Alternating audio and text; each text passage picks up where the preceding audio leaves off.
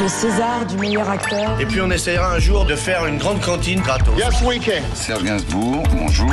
Il n'y a eu qu'un vainqueur, c'est l'espoir. Europe 1. Et à 7h23 sur Europe 1, c'est l'heure du jour où. Il y a 10 ans, jour pour jour, le 18 mars 2014, 2 jours après un référendum local qui n'avait pas été reconnu par l'immense majorité des nations, Vladimir Poutine signe à Moscou l'acte d'incorporation de la Crimée à la Fédération de Russie. L'Ukraine, indépendante depuis 1991, perd en à peine 2 semaines lors d'Autriche, un territoire hautement stratégique et symbolique. Oui, tout bascule en quelques jours. La Crimée, qui est une petite république autonome, est la seule région du pays où les Russes sont majoritaires. Sur les panneaux publicitaires à l'époque, les pro-ukrainiens sont présentés comme des envahisseurs dont il faudrait stopper l'invasion. Et certains pro-ukrainiens sont forcés à manifester pour soutenir la Russie.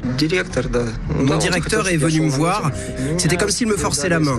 Et après, j'ai reçu un coup de fil. On m'a dit soit tu y vas, soit t'es viré. Ils sont venus chercher tout le monde en bus. Ils avaient des listes, donc ils ont vérifié qui était là.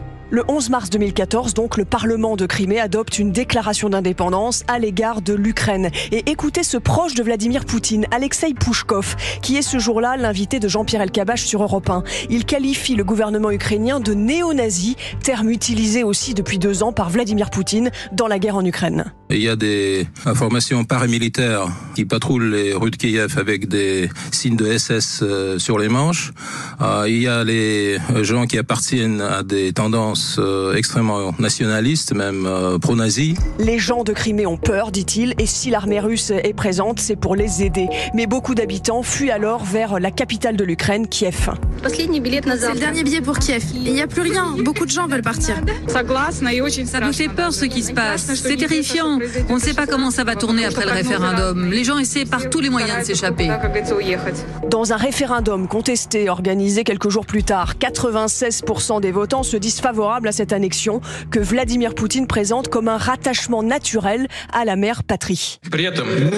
Nous ne chercherons jamais la confrontation avec nos partenaires, que ce soit à l'Est ou à l'Ouest. Nous ferons tout pour bâtir des relations civilisées et de bon voisinage, comme cela doit se faire.